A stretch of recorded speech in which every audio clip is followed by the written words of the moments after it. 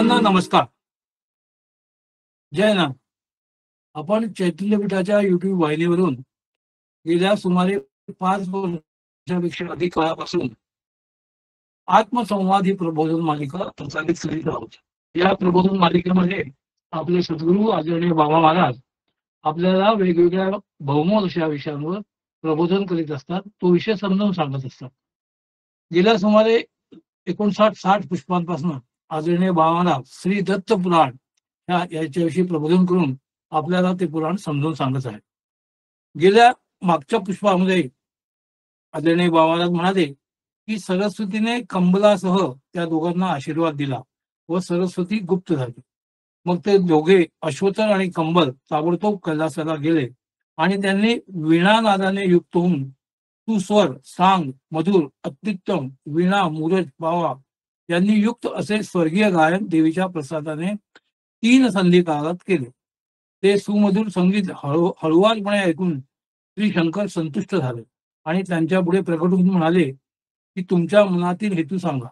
नाग म्हणाला की जी कोल या अश्वाची पत्नी मेली आहे ती त्या पूर्वीचा आकार बुद्धी आणि रूपाने माझी कन्या व्हावी. ती पूर्वीप्रमाणे जन्माचे स्मरण करणारी क्षमा शांती यांनी युक्त पतिव्रता योगिनी आणि ब्रह्मवादिनी व्हावी. श्री शंकर म्हणाले तसेच हो. हे नागराजा श्राद्ध काळी दिलेला मध्यपिंड तू खा व तिथे स्मरण कर. माझ्या कृपाप्रसादाने ती पूर्वीप्रमाणे होईल. असे बोलून श्री शंकर गुप्त झाले आणि ते दोघेही स्वस्थानी आले. नंतर अश्वतराने श्री शंकराच्या वचनानुसार कर्म केले व शंकराच्या कृपाप्रसादाने अश्वतराच्या निश्वासापासून पूर्वीसारखी मदालसा उत्पन्न झाली. त्या मदालसेला अंतःपुरात स्त्रियांकडून गुप्तपणे ठेवून तो अश्वतर आपल्या पुत्रांना म्हणाला की एकदा तुमच्या मित्राला इथे आणा. ठीक आहे असे म्हणून ते दोघं नागपुत्र ब्राह्मण रूपाने भूतलावर येऊन म्हणाले हे ऋतध्वजा आमचे बाबा तुला पाहण्याची इच्छा करीत आहे. उत्तम असे ऋतध्वजाने म्हटले असता त्याच्यासह ते दोघे गोमती नदीवर गेले. नदीच्या मध्यभागाला त्या दोघांनी पाचाळ्यात नेलेला तो राजा चकित झाला. त्या दोघांना राजा तोपर्यंत वानप्रस्थ पुरुषाचे पुत्रच मानत होता. त्यांना भुजंग रूपात पाहून तो विचारू लागला की तुम्ही कोण आहात. त्यावेळी त्यांनी सर्व वृत्तांत कथन करून श्रेष्ठ अश्वत्थ नाग दाखवला. आनंदित झालेल्या राजाने त्याला नमस्कार केला व म्हणाला की आज मी धन्य झालो आहे. नागराजाने त्याला आशीर्वाद दिला. नागराज म्हणाला बराच काळ इच्छिलेले तुझे दर्शन झाले. दोन्ही मुलांनी जसे तुझे गुण सांगितले होते तसाच तू आहे. जे मनात असेल तो वर माग. मग तो राजा अश्वत्थाला नमस्कार करून म्हणाला की आपल्या कृपाप्रसादाने वडिलांच्या राज्यात माझे सर्व अर्थविषय व्यवस्थित सुरू आहेत. हे प्रभू माझी धर्म पितृ देव आणि अतिथी यांच्या ठिकाणी सद्बुद्धी हो. तुझ्या म्हणण्याप्रमाणे असो असे ते म्हणाले आणि म्हणाले की तुझ्या मनात दुसरे काही असेल तर माग. असे म्हटले असता तो ऋतध्वज मित्रांच्या मुखाकडे पाहून स्वतःची इच्छा सांगण्यास लागला. तेव्हा त्याच्या मित्रांनी सांगितले हे बाबा मदालसे शिवाय याचे दुसरे कोणतेही अभिष्ट नाही. हे ऐकून पिता म्हणाला प्राणी मात्रांचा वियोग हा योग आहे. या ठिकाणी देवामुळे तो घडला आहे. तरीही तुझी पाहण्याची इच्छा असेल तर मी तुझी प्रिया आज तुला दाखवतो. असे बोलून घरात गुप्तपणे मदालसा अश्वत्थराने दाखवली. तिला पाहतात राजा प्रिये म्हणून मूर्छित झाला. तो राजा बऱ्याच काळाने उठून एखाद्या स्त्रैण माणसाप्रमाणे लाज सोडून तिला आलिंगन देण्यासाठी धावला. राजाला बाजूला सारून त्याचे सांत्वन करीत तो नाग म्हणाला मी ही माया उत्पन्न केली आहे. हिला स्पर्श करू नको. धीर धर. लांबूनच पहा. स्पर्शाने ती ताबडतोब नष्ट होईल. हे ऐकून तो राजा पुन्हा विशुद्ध झाला. तेव्हा त्याची समजूत घालून अश्वत्थर म्हणाला सावधान हो आणि या तुझ्या प्रियेचा स्वीकार कर. शोक करू नको. त्या राजाला यथाविधी मदालसा देऊन सरस्वतीची कृपा श्री शंकराचा आशीर्वाद आणि स्वतः केलेला उपयोग हे सर्व काही नागाने सांगितले. मदालसा देखील त्या सुंदर पतीला प्राप्त करून आनंदित झाली. राजा सुद्धा आनंदित झाला. नंतर अमृत पान करून नागांना नमस्कार करून तो राजा पत्नीसह घोड्यावर बसून आपल्या नगरीत गेला व आईवडिलांना नमस्कार करून त्याने सर्व वृत्तांत कथन केला. त्या सुंदर मदालसेला पाहून सासू सासरे व सर्वजण आनंदित झाले व राज्यात त्यांनी मोठा उत्सव केला. तो सुंदर खोल याक्ष त्या सुंदर मदालसेसह आनंदात रंगून गेला. नंतर काही काळाने त्याचा पिता मरण पावला. अमात्य आदीने त्याचा राज्याभिषेक केला व तो कोल याश राजनीतीनुसार प्रजेचे रक्षण करू लागला. सर्वजण त्याच्यावर वडिलांप्रमाणे प्रेम करू लागले. नंतर महाराणी मदालसा गर्भवती होऊन तिने सूर्यासारख्या पुत्राला जन्म दिला. त्या मदालसेने जन्म होता पुत्राला तत्वज्ञान पाजले आणि प्राण धारणेसाठी दूध पाजले व उदासीनपणे त्या पुत्राला ती सांभाळू लागली. असे अतिशय सुंदर पद्धतीने हा अध्याय आदरणीय बाबांनी समजावून सांगितला व म्हणाले की नाग लोक हा इतर मानवाप्रमाणे प्रगत लोक होता. मदालसेने आपल्या पुत्राला काय तत्वज्ञान पाजले हे आपण पुढच्या पुष्पात पाहू असे सांगून आदरणीय बाबांनी आपल्या प्रबोधनाला स्वल्प विराम दिला. मी बाबांना विनंती करतो की त्यांनी आजच्या प्रबोधनाला सुरुवात करावी. नमस्कार. अनुसूयाति संभूतो दत्तात्रेयो दिगंबरा मर्तृगामी स्वभक्तानां उद्धरता भवसंकटा. सा जातमात्र अपि तं तत्त्वज्ञानं पाययत. दुग्धं तु प्राणधृतया औदासीन्या तत्परम. म्हणजे त्या मदालसेनं या आपल्या पुत्राचा जन्म होतानाच जणू काही त्या आपल्या पुत्राला तत्वज्ञान पाजलं आणि कसं महाराजांनी या ठिकाणी वर्णन केलंय तर दुग्धम तू प्राणधृतया, म्हणजे प्राणाच्या धारणेसाठी दूध, त्या दुधामधूनच जणू त्या दुग्धपानाबरोबरच ही त्या आपल्या नवजात अशा मुलाला तत्वज्ञानाचा उपदेश करते आहे. अशा या श्लोकापर्यंत मागल्या पुष्पात आपण जेव्हा चर्चा केली तेव्हा आता ही मदालसा पुढे आपल्याला पुत्राला नेमका काय उपदेश करते आहे ते आपण या 5व्या अष्टकातल्या 3ऱ्या अध्यायामध्ये आपण बघणार आहोत. ही मदालसा आपल्या पुत्राला असं म्हणते, हा नवजात मुलगा, नवजात पुत्र, या पुत्रावर जणू काही संस्कार करण्याकरता म्हणून ती असं म्हणते, उग्रो यज्ञे सहेवायं प्रमादो मृत्युरात्मा इति मत्वोत्तान चाईन रोदिष्य अपि सनंत्वयी. म्हणजे हे उताणं झोपणाऱ्या मुला मत्वोत्तान चाईन, त्याप्रमाणे उताणं अशा पद्धतीने झोपणाऱ्या मुला हा आत्मघातक प्रमाद नावाचा उग्र मृत्यू हा स्वतः बरोबरच उत्पन्न झाला असं समजून तू रडतोय का? उग्रो यज्ञे सहेवायं प्रमादो मृत्यू आत्मा हा रोदिष्य अपि सनत्वयी, असं म्हणून तो रडतोय का? तर तो जो मृत्यू आहे तो तुला नाहीये.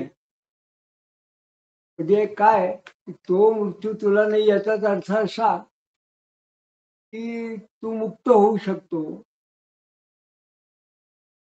ती म्हणती का युद्धोष्यकम नते नायम कल्पिता पंचभौतिका देहोपिते यस्संगस्य कुतो रोदिशी संभवान. कारण तू शुद्ध आहेस म्हणून तुला दुःख नाही. हा नवजात आहे, त्यावेळी त्याला काय अजून विकार त्याच्या मनात उत्पन्न झाले नाही. पण ती म्हणते तू शुद्ध आहे म्हणून तुला दुःख नाही. आणि असंग असलेल्या तुला खऱ्या अर्थाने कल्पिलेला असा पंचभौतिक देह सुद्धा नाही, असं ती त्या मुलाला उपदेश करते. म्हणून तुला जर का पंचभौतिक देह नाही म्हणजे तू मुक्त आहे, शुद्ध आहे, मग असं असताना तू का रडतोय? मग ती असं म्हणते, विश्वोद्भवा सतीयम शुक शब्दोयम कल्पितो गुणे भूताश्रया गुणा भवता पुरुषा विषयिगा अपि. हे विश्वोद्भवा, विश्वोद्भवा हा हा शोक खोटा आहे. हा शोक शब्दगुणाने कल्पना केलेला आहे. तृतीयम शुक शब्दोयम कल्पितो गुणैहि. आणि ते गुण कसे आहेत? भूताश्रया गुणा. ते गुण जे आहे ते भूतांच्या आश्रयाला आहे. म्हणजे हे भौतिक असे शब्द स्पर्श असे जे गुण आहे ते आत्म्याच्या ठिकाणी असल्यासारखे जरी वाटत असले तरी ते देहावरती अवलंबून आहे, म्हणून ते खोट आहे. विषयिगा अपि. ते खोटे आहे, ते भासतात पण ते आत्म्याच्या ठिकाणी नाही.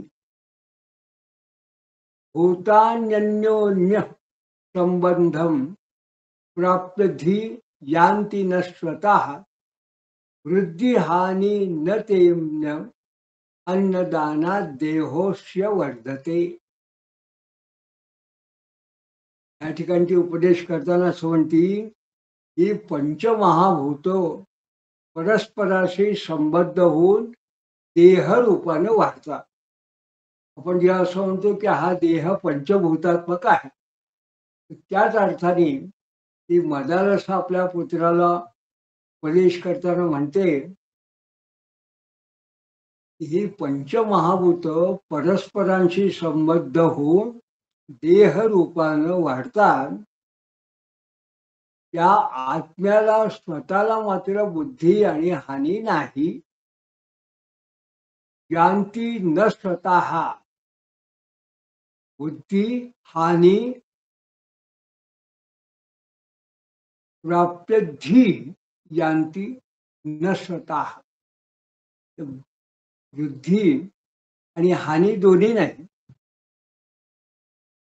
हा जो देह आहे ते अन्नदानात देहोस्य वर्धते. जल अन्नदानामुळे हा देह वाढतो. ते अंब अन्नदानात, पाणी जल याच्यामुळे. हीदमानो अत्र देहेषु हृदया नैव मूढताम् अहंता ममता द्यूर्थ कर्मभिवा शिष्यसे अन्यथा. म्हणून देहामध्ये वाढणारा आत्मा असा मूर्खपणा करू नको. नाही तर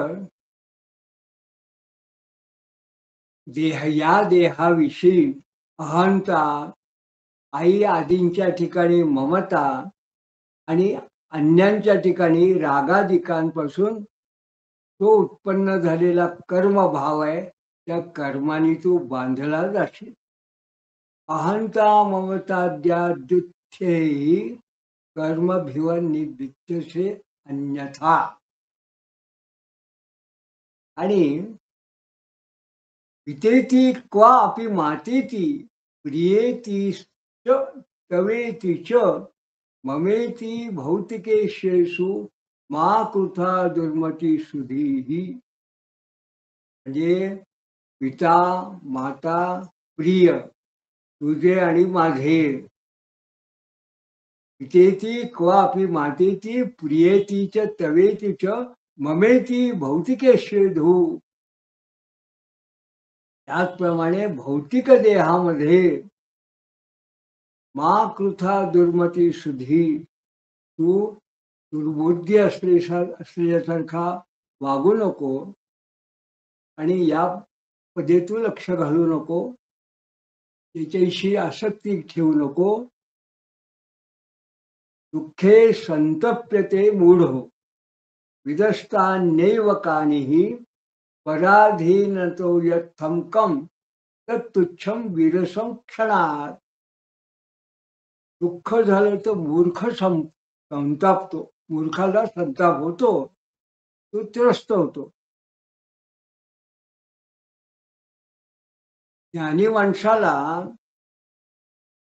मी ही दुःखरूप कर्म भोगली, मी काय केलंय, मी या देहात आलेलो आहे, माझा या शरीरात आलेलो आहे, त्यामुळे या देहात दुःखरूप असं जे काही कर्म आहे ते मी भोगतो आहे.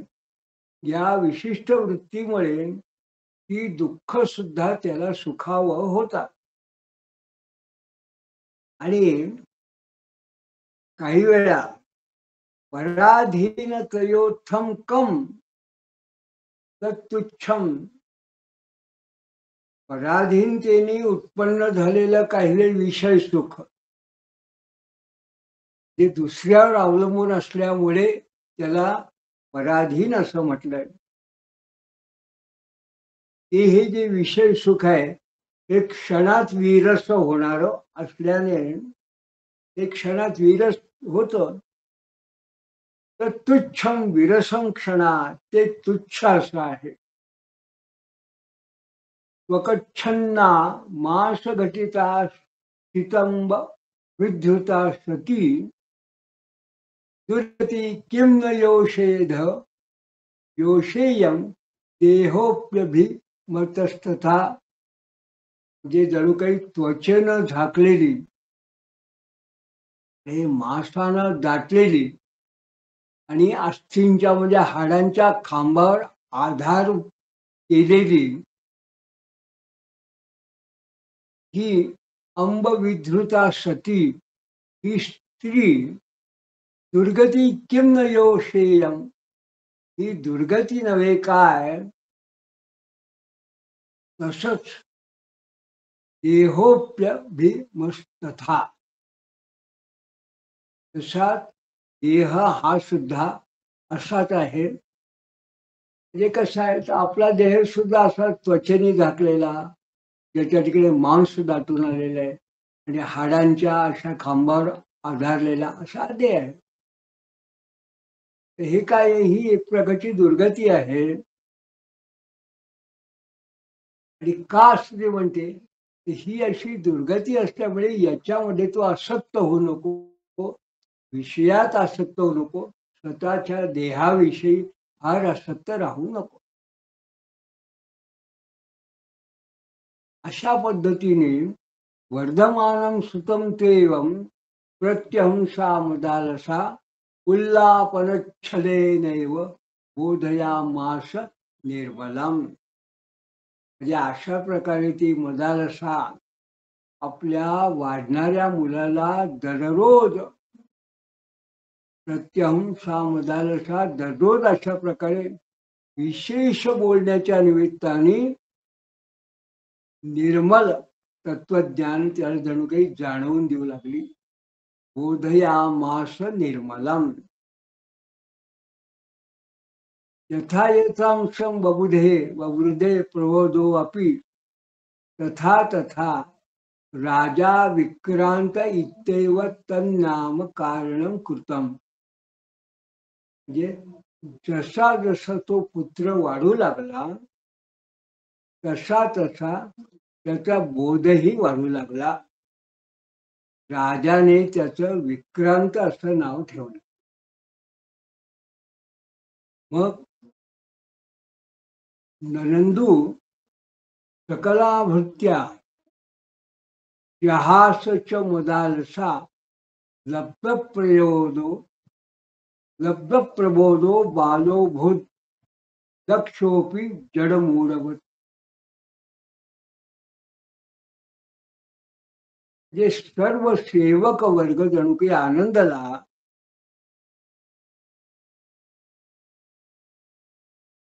असं जेव्हा असताना यथा यथा ववृद्धे प्रबोधो अपि तथा तथा राजा विक्रांत इत्येव तन्नाम प्रकरण कृतम. जसा इकडे तो पुत्र वाढू लागला तसा तसा त्याचा बोधही वाढू लागला. राजानं त्याचं विक्रांत असं नाव ठेवलं. ननंदू सकला भूत्या जहास च मदारसा लब्ध प्रबोधो बालभूत दक्षोपी जड मूढवत. मग सर्व जणू काही सेवक वर्ग आनंदला. ननंदू सकला वृत्त्या म्हणजे सगळा सेवक वर्ग त्यांना आनंद झाला. मदारसा मात्र हसू लागले. जहासच मदारसा म्हणजे ज्ञान झालेला लब्ध प्रबोधो बालो भूत दक्षु अपि जड मुडवत. आणि तो बालक दक्ष असून सुद्धा जडमुडाप्रमाणे वागू लागला. या ठिकाणी किमत्र चित्रमा जन्म मात्र तू पुत्र प्रबोधिता विदुषा मोचे वंदात तत्संगात संतार्यत्यापि. यात आश्चर्य काय? किमत्र चित्रमा जन्म मात्रा पुत्र प्रबोधिता. कारण जन्मताच विद्वान मातेने ज्ञान दिलेला तो पुत्र त्याला आईने प्रबोधन केल्यामुळे तो त्या बंधातून मुक्त झाला. कारण सज्जन केवळ संगतीने उद्धार करतो. बंधात संगात सन तारयत्यापि. पुनसा गर्भिणो भूत्वा दैवात पुत्रमजी नदत सुबाहुदिति तम नामना चकार विधिना नृप. पुन्हा ती मदारसा गर्भवती होऊन दैवयोगाने तिला दुसरा पुत्र झाला. पुनसा गर्भिणी भूत्वा आणि दैवात पुत्र मग जीजे जनक. मग सुबाहुदिति तम नामना चकारम विधिना नृपा. राजाने त्याचं सुबाहू या पद्धतीने या नावाने त्याचं यथाविधी नामकरण केलं. मग तथापि सा जहासोच्चै पूर्ववच्च मदालसा उल्लापे नैवतम निज्ञे प्रबोधम सुमहामतीम. त्यावेळी सुद्धा ती मदालसा पूर्वीप्रमाणे जोरात हसली आणि त्याला बोलूनच तिने सुबोध ज्ञान दिलं. भूयोपी गर्भिणी भूत्वा सास्तुत तनयम न यम द्वैतवातो अपि संस्पृष्टो मातृल्ला प्राप्त समयुद्धम. म्हणजे पुन्हा ती गर्भवती होऊन तिला पुत्र झाला. त्याला तर आईच्या सांगण्यावरून सद्बुद्धी प्राप्त झाले. द्वैताच्या वाऱ्याचाही स्पर्श झाला नाही असं स्वामी महाराज वर्णन करून सांगतात. द्वैतवातो अपि संस्पृष्टो मातृल्ला पापसती सिद्धियम. मग हा जो तिसरा मुलगा झाला त्याचं नाव राजाने काय ठेवलं तर शत्रुमर्दनम इत्याख्याम ददो तस्मे निर्भो मुदा जहासापि तदा तन्वी सर्वेषामेव पश्यताम. राजाने शत्रुमर्दन हे नाव त्या मुलाचं आनंदाने ठेवलं. त्यावेळी सुद्धा सर्वजण पाहत असताना ती मदालसा हसली.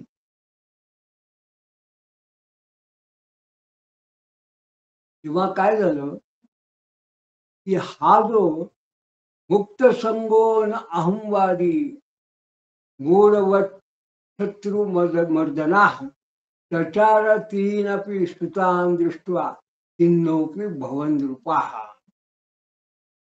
हा तिसरा मुलगा सुद्धा आहे. हा निसंग निरभिमानी हा जो शत्रुमर्दन याचं नाव ठेवलं, हा सुद्धा मूढासारखा हिंडू फिरू लागला. मग अशा तिन्ही मुलांना पाहून राजा खिन्न झाला. तर का खिन्न झाला? तर हे 3 मुलं जे आहेत, हे तिन्ही मुलं एखादा जड असल्यासारख्या मूढासारखे असे फिरतात आहे. त्यांना कशामध्ये आपण म्हणतो रस नाही, त्यांना कशाची आसक्ती वाटत नाही, कुठल्या गोष्टीचं आकर्षण वाटत नाही. अशी आपली तिन्ही मुलं अशी जडमूड झाल्यासारखी आहेत. म्हणून मग त्यांनी काय केलं, हा जो राजा आहे, हा त्या मुलांना समजावण्याचा काही प्रयत्न करायचा सामान्य माणसाप्रमाणे. न हृदाप्युपदेशं ते प्रवृत्य पितुसुताः प्रभुः मृगतुष्णाभं मन्यमाना सुबोधिता. मृगजळाप्रमाणे संसाराला मानणाऱ्या ज्ञानी पुत्रांनी प्रभुः मृगतुष्णाभम असा त्या ज्ञानीपुत्रांनी वडिलांनी अंतःकरणापासून केलेला उपदेश सुद्धा मानला नाही.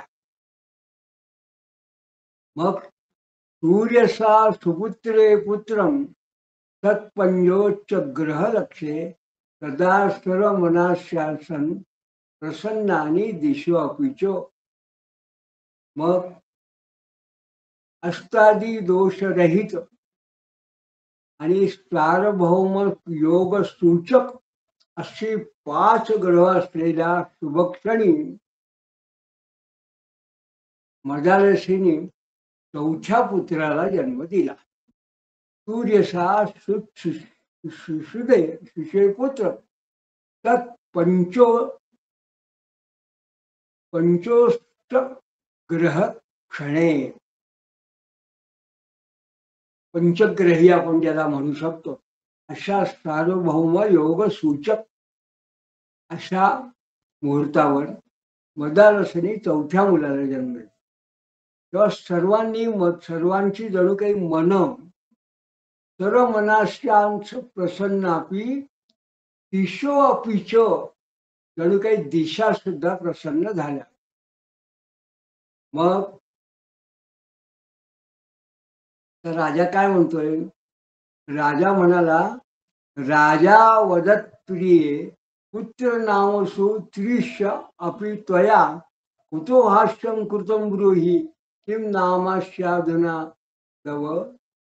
राजा असं म्हणाला की प्रिय, तिन्ही मुलांच्या नामकरणाच्या वेळी तू का हसली? सांग आता, याचं कोणतं नाव ते तरी तू सांग. तर ती म्हणी, ती असं म्हणते, ताह प्राह वल्लवेयं तू कल्पना व्यावहारिकी तथापि त्वत्कृताख्यानां शृणुष्वे मां निरर्थकां.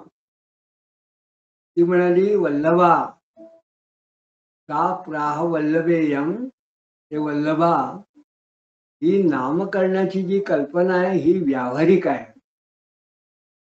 पण तरी तुझ्या पूर्वी ठेवलेल्या नावांची ही निरर्थकता तू ऐक, मी सांगते. देशात देशांतर क्रांती गती शैव विभोकुत तस्यादी विक्रांता सज्ञया मात्मनोश्च निरर्थका. अरे, एका देशाहून दुसऱ्या देशात जाणं याला क्रांती म्हणतात. ही गती व्यापक असलेल्या आत्म्याच्या ठिकाणी कुठून आहे? त्यामुळे याच्या आत्म्याचं विक्रांत हे नाव जणू काही निरर्थक आहे. पुढे निराकारो यमात्मात सुबाहू रीतीच्या अपरा सविन्ने वात्मनोन्वर्था वा मूर्तस्य भुजो वद. हा आत्मा निराकार आहे, म्हणून सुबाहू हे दुसरं नाव आत्म्याला अन्वर्थक असं योग्य नाही. मग अमूर्त असलेल्या आत्म्याला हात कुठून असतील? म्हणजे हा सुबाहू नाव हे सुद्धा निरर्थक आहे. शत्रुमर्दन इत्याख्या प्राप्यनार्थाय ते विभू भूते भूते स्थितोप्यकम जीवात्मैक ईशही. ते शत्रुमर्दन हे नाव सुद्धा अनर्थकारीच आहे. इत्याख्या शाप्य अनर्थाय ते विभू. कारण प्रत्येक देहात व्यापक असलेला जो आत्मा आहे तो सूर्याप्रमाणे एकच आहे. इवा सत्वा आत्मेव एवही भूते भूते स्थितो अर्प्य अर्कम. ये भूते भूते स्थितो अपि अर्कम. प्रत्येक भूतमात्राच्या ठिकाणी सूर्यासारखा, सूर्य जसा सगळ्या दूर आहे तसा हा आत्मा सुद्धा एकच आहे. मग जर आत्मा एकच आहे याचा कोणी शत्रूच नाही, पण शत्रुमर्दन हे नाव तरी कसं, त्याला काय अर्थ आहे? क्वम मित्रंच क्वम वास्यारी अनार्य हंती न हन्यते भूतेर्भ्रियन्ते भूतानी भंगेर्भंगा इवा नवे. कोण मित्र कोण शत्रू? कारण हा जो मूळ आत्मा आहे हा मरतच नाही किंवा मारलाही जात नाही. मग समुद्रात लाटांनी लाट त्याप्रमाणे प्राण्याकडून प्राणी मारले जातात, हे सुद्धा खोटच आहे. कामादीरांतरोप्यस्य नारीधी वृत्तिजो विभो बुद्धे परतरस्यास्य साक्षिणा केवलस्य च. म्हणजे बुद्धी किंवा वृत्तीपासून उत्पन्न झालेला कामादी हे सगळे हे आंतरिक आहे. कामादी अंतरो अप्यस्य. आणि बुद्धीच्याही पुढे असलेला व्यापक केवळ साक्षी असा जो काही आत्मा आहे, साक्षिणा केवलस्य च बुद्धे परतरस्यास्य. त्याचा तो कोणी शत्रूच नाही आत्म्याचा. म्हणून देहे चेष्टन चे द्वंद व्यवहारार्थम तन्नाम प्रकल्पते तय्यस्य अलर्कम इत्याख्यम कुरु मैरव्यम अत्र किम. तर व्यवहार करण्यासाठी देहाच्या ठिकाणी खोटच नाव ठेवलं जात असेल तर याचं नाव काय करा? तय्य अलर्क तय्यस्या अलर्क इत्याख्याम कुरु. त्याला काय करा? अलर्क असं नाव ठेवा. या निरर्थकता कुठे आहे? पण अलर्क म्हणजे पिसाळलेला कुत्रा किंवा 8 पायाचं रानडुकरासारखं जनावर किंवा पाणी रुई किंवा कृमी विशेष, हा या अलर्क शब्दाचा अर्थ होतो. मग एवं प्रिया वचः श्रुत्वा चकितो किंवापि राट स्वयं अलर्क इति नामना तम चकारात्म भ्वमृदा. असं पत्नीचं वचन ऐकून जाणकार असलेला राजा चकित होऊन त्यांनी स्वतःच्या मुलाचं नाव अलर्क असं ठेवलं. पुढे एकदा राजाने विक्रांतमेवा कदा हूय रहस्याः नृपासुतं चरस्वार्थ किमर्थत्वं जडवत कुरु सत्क्रियाम. एकदा राजाने आपल्या त्या मोठ्या विक्रांत मुलाला बोलून एकांतात म्हटलं, हे काही स्वार्थ कर, चरस्वार्थ किमर्थम तम जडवत कुरु सत्क्रिया. तू जडासारखा का वागतोय? काही सत्कर्म कर.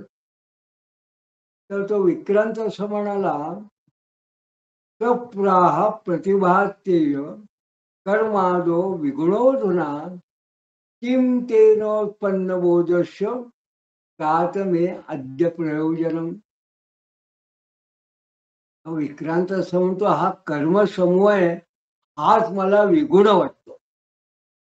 आणि ज्ञान झालेल्या या जीवनमुक्त अवस्थेत मला विगुण कर्माचं काय होय, मला त्याची अगदी इच्छा नाही. हा पुढे विक्रांत आपल्या वडिलांना राजाला असं म्हणतो, शास्त्रादी धर्म कर्मादी राज्यम स्वर्गो अपि वा ध्रुवा सुखम नेदम परम दुःखम सुखम तन्निर्गुणम परम.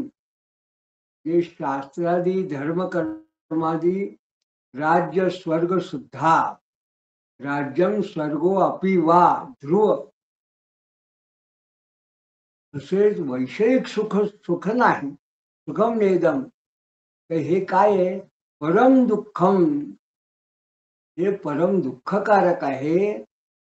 मग खरं सुख काय आहे, सुखम तन निर्गुणम परम, निर्गुणातच जे खरं सुख आहे ते श्रेष्ठ सुख आहे.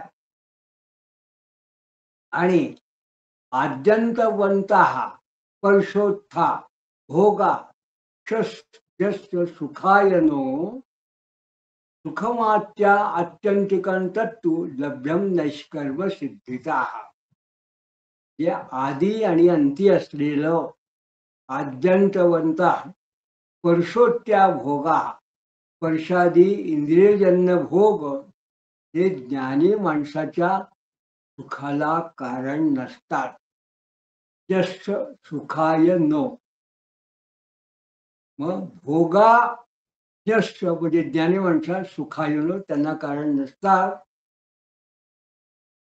खमा आत्यंतिकम तत्तु लभ्यम, ज्ञानी माणसाला आत्यंतिक सुख हे नैष्कर्म्य सिद्धिता, हे नैष्कर्म्य सिद्धीमुळे प्राप्त होत. लभ्यम अया ज्ञातिमिदं मातुः र अनुभूतं च तत्पिता अतो क्रियश्चरे मुक्तो भ्रातरा वा अपि मे तथा. बाबा, हे मी आईकडून मी जाणलं आहे. मया ज्ञातमिदं मातुर आणि अनुभूतंच तत्पित, म्हणून आणि नंतर मी त्याच्या अनुभूती सुद्धा घेतली, अनुभव घेतला आहे. म्हणून तो क्रियाश्चर्य मुक्तो, म्हणून मी क्रियातीत होऊन ही मुक्तासारखा संचार करतो आहे. आणि त्याच पद्धतीने माझे भाऊ सुद्धा वागतात. हे मुलाचं बोलणं ऐकून तच्छ्रुत्वा कुपितो राजा भार्या सामीप्यमेत्यतां प्रवृत्ती मार्ग निरता इदम वचनम मब्रवीत. ते ऐकून राजा रागावलेला राजा, कुपितो राजा, हा प्रवृत्ती मार्गात रंगून गेल्यामुळे आणि हा स्वतः प्रवृत्ती मार्ग निरत असा तो असला, प्रवृत्ती मार्गात असल्यामुळे तो भार्या सामीप्यमेत्य, आपल्या भार्येच्या पत्नीच्या जवळ येऊन इदम वचनम ब्रवीत, वचनम ब्रवीत असं म्हणाला, पुढे त्वं किं करोषि इदम वंशनाशकरम वचः पुत्रेभ्यः शंससि कथम का गतिर्ना वितःपरम. ग मूर्ख स्त्रिये, तू हे काय करते, जणू काही आपल्या वंशाचा नाश करणारी अशी वचन, असं ज्ञान तू मुलांना का सांगते. वंशनाशकरम वच, आपल्या दोघांची यापुढे काय अवस्था होईल. कथम का गतिर्ना वितम परम, मग एतेनवोपदेशेन साधूनैव भविष्यति पुण्य प्रवृत्ती मार्गोऽयं प्रमाणमिह केशवा. प्रवृत्ती मार्ग हा पुण्यकारक आहे, याला भगवान विष्णू प्रमाण आहे. म्हणून यांना, या मुलांना तू प्रवृत्ती मार्गाचा उपदेश करायला पाहिजे. याच उपदेशाने आपलं भलं होईल. पुण्य हा प्रवृत्ती मार्गोयम प्रमाणिम केशवा, अरे याला विष्णू प्रमाण आहे. आणि पितरो देव लोकस्था केची तिर्यक्त मागता प्रेतत्वं चान्य भावंच शत्रु दुष्शांता भवती ते देवलोकात असलेले पशुवादी योनीला प्राप्त झालेले प्रेतत्व या दुसऱ्या अवस्थेला प्राप्त झालेले आपले जे पितर आहेत पितरो देवलोकस्था के चित्तर्य त्यक्त मागता प्रेतत्यम चान्य भावंच हे असे जे पितर असतात हे भूक तहान आणि शांत होऊन राहतात कारण याच्याकरता हा राजा म्हणतो सुपुण्या वा अप्यपुण्या येते दिवापोपजीविना तद्वार्ता ब्राह्मण लोकतेयम मुडे ज्ञाता न किंतया जे आपले ते जे पितर जे पुण्यशील किंवा पापशील असलेले ते हे दिवापांजलीवर उपजीविका करणारे असतात म्हणजे आपण जे काही श्राद्ध पक्ष करतो पिंड श्राद्ध तर्पण वगैरे सगळे जे काही करतो हे कर्मकांड किंवा यज्ञयागाचे वगैरे जे आपण करतो याच्यावरती ते जगतात मग असं असताना मुढे ज्ञाता न किं त्वया तर तद्वार्ता ब्रह्मणोक्तेयम आणि ही गोष्ट वेदानं म्हणजे विधीने कथन केलेली असताना पुढे ज्ञाता न किं त्वया तुला काही माहित नाही का कारण गुरुदेव पितृभूताद्या कृमी कीटादयो अपिच पुरीभ्या एव जीवंती धर्म एष सनातना म्हणजे मानव देह देव पितर प्राणी आदी गुरुदेव पितृभूताद्या आणि कृमी कीटक सुद्धा कृमी कीटादयो अपि च गृहस्थाश्रमी माणसावरच जगतात गृहीभ्या एव जीवंती गृहस्थाश्रमी जो माणूस आहे त्याच्यावरती हे जगतात एषा धर्म एषा सनातना हा खरा सनातन असा धर्म आहे हे सत्य आहे म्हणून तस्मात् प्रिय त्रयो नष्टा पुत्रास्ते कर्ममार्गता अद्यापस्मा अदर्काय कर्म मार्ग मुपादिश म्हणून तरी हे प्रिय तस्मात् प्रिय त्रयो नष्टा पुत्रास्ते कर्म मार्गता हे तीन जे आधीचे पोरं आहे तीन मुलं हे कर्म मार्गावरून भ्रष्ट झालेले आहे नष्टा पुत्रास्ते कर्म मार्गता तरी सुद्धा अद्याप अस्मा अलर्काय तरी अजून या माझ्या अलर्काला तू कर्म मार्ग याचा उपदेश कर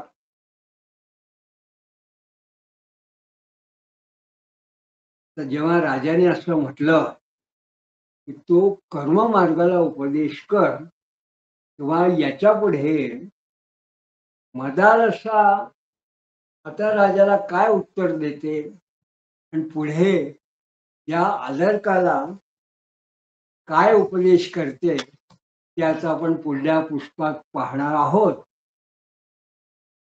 पण या ठिकाणी महाराजांनी आपल्याला एक उत्तम असा उपदेश सूत्ररूपाने या ठिकाणी केलेला आपल्याला दिसून येतो ते काय म्हणतात की नृदेव पितृभूताद्या भूमी कीटादयो अपिच गृहीभ्या एव जीवंती धर्म एष सनातना म्हणजे माणसं काय देव काय पितर काय किंवा अन्य प्राणी आहे तसेच अगदी कृमी कीटक हे सुद्धा हे कशावर जगतात तर हे गृहस्थाश्रमी माणसावर जगतात म्हणून आपण अनेक ठिकाणी असं ऐकतो काही ठिकाणी उपदेश करतात सर्वे आश्रमा ग्रहस्थाश्रया. मग तो ब्रह्मचारी असो, तो वानप्रस्थी असो, वा तो चतुर्थाश्रमी असो म्हणजे संन्यासी असो, यांचं जगणं कोण बघतो, हे कशावर जगतात, कोण यांना जगवतो, कोणाच्या आधाराने हा टिकून राहतात, हे सगळे आश्रम. तर सर्वही आश्रम ग्रहस्थाश्रम, हे जसे ग्रहस्थाश्रमावरती टिकून राहतात, त्याच्या आश्रयाने राहतात. आणि ब्रह्मचारी हा स्वतः स्वयंपाक कसा करणार, तो भिक्षेवर राहतो. चतुर्थाश्रमात सुद्धा संन्यासी असेल तोही भिक्षेवर राहतो. या भिक्षा कोण देईल, हा ग्रहस्थच देतो त्याला. पुढे सुद्धा पुढच्या महायज्ञ जर वेदांना करायचे असतील किंवा स्वयंप्रातः होमासारखे यज्ञयाग करायचे असतील, वेदांचं जर पुढे जर का आपण जर चालवायचं असेल, तर हे करणारा कोण आहे, संतान की प्रलयाची उत्पत्ती करणारा कोण आहे, तर ग्रस्त आहे. म्हणून एषा धर्म सनातना, हा सनातन जर धर्म चालवायचा असेल तर तो ग्रहस्थाश्रमी माणूस चालतो. आणि या ठिकाणी एक वेगळ्या पद्धतीने महाराजांनी ग्रहस्थाश्रमाची भलावण केलेली आहे, याचं महात्म्य आपल्याला कथन केलं आहे. तेव्हा आता हा प्रवृत्ती आणि निवृत्ती, मदालसेनी आपल्या 3 पुत्रांना आधी निवृत्ती मार्ग सांगितला, आणि मग आता हा राजा असं म्हणतोय की आता मात्र हा जो चौथा मुलगा आहे याला प्रवृत्ती मार्गाचा उपदेश कर. तेव्हा आता ही मदालसा पुढे काय सांगते आणि पुढे कथाभाग काय होतो हे आता आपण पुढल्या पुष्पात पाहू. तोपर्यंत अवधूत चिंतन श्री गुरुदेव.